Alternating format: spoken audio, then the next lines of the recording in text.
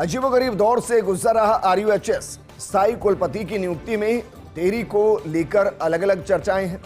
करीब 9 माह के लंबे इंतजार के बाद कुलपति चयन के लिए जनवरी में हुए थे इंटरव्यू। राजभवन से गठित हाई लेवल कमेटी ने शॉर्टलिस्ट किया था चिकित्सक को इंटरव्यू और इंटरव्यू के तत्काल बाद कुलपति सर्च कमेटी ने बंद लिफाफे में राज्यपाल को सौंपी रिपोर्ट। अब 1 माह बीत जाने के बावजूद अभी तक स्थायी कुलपति को लेकर कोई फैसला नहीं हुआ है।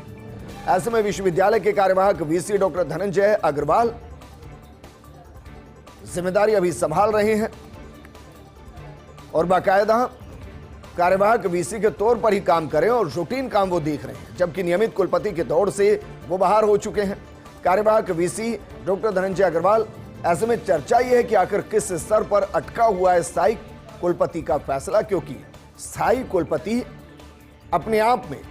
आरयूएचएस को स्थायित्व प्रदान करेगा।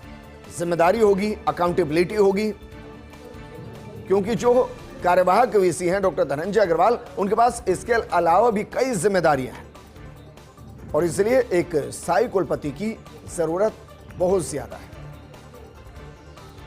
लेकिन अब सवाल यह कि जब 1 महीने पहले लिफाफे में नाम बंद हो चुका है तो वो लिफाफा कब खोलेगा, नाम कब बाहर आएगा, आरयूएचएस को कब उनके स्थायी कुलपति मिलेंगे, क्योंकि एक स्थायी कुलपति होते हैं तो उनकी अपनी एक जिम्मेदारी, अपनी एक अकाउंटेबिलिटी होती है,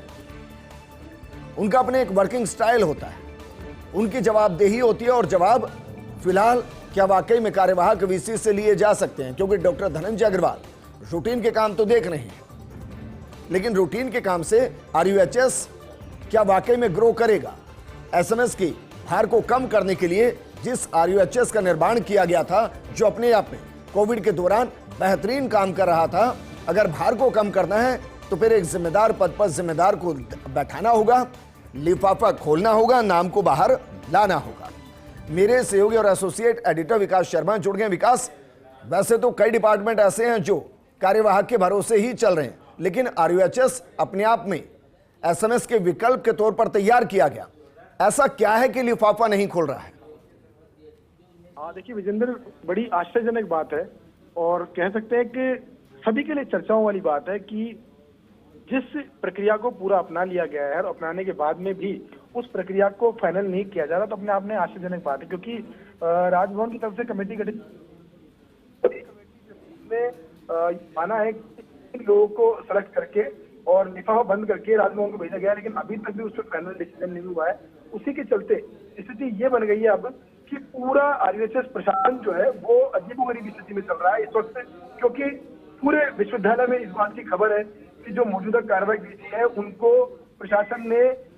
इस पद के लिए योग्य नहीं माना है, उनको इंटरव्यू कॉल नहीं किया है। तो ऐसे में अब उनको पता है कि कोई नया वीसी माना गया तो वो भी इस पूरे मामले पे किसी भी काम के प्रति गंभीर नहीं है। वहीं दूसरी ओर कार्यवाहक वीसी जो है वो भी धनंजय अग्रवाल, वो भी उनकी भी काफी कम मंशा है, क्योंकि जब उनको इस पद के लिए